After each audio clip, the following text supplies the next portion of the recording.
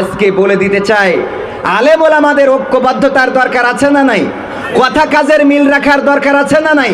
আমরা বলি, আমি আমার মেম্বার নাটকের মাধ্যমে বলে দিয়েছি, স্টেজে আমরা বলি, আল্লাহ বলছেন ওয়াতাসিমু বিহাবলিল্লাহি জামিআ ওয়ালা তাফাররাকু, তোমরা সংঘবদ্ধভাবে আল্লাহর রজ্জুকে আঁকড়ে ধরো, পরস্পর বিচ্ছিন্ন হইও না।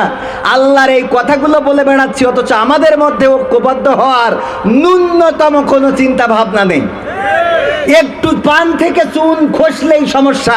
অনেকেই বলতে পারেন, তাহলে কি আপনি বলতে চাচ্ছেন আল্লাহ রাসূল 40 বছর বয়সে নবী হয়েছেন? না, আল্লাহ রাসূল 40 বছর বয়সে নবুয়াত পেয়েছেন। কি পেয়েছেন? ওহী পেয়েছেন। আল্লাহ রাব্বুল আলামিন তার আগেই আল্লাহ রাসূলকে তৈরি করেছেন নবী হওয়ার জন্য। তার আগে কি করেছেন?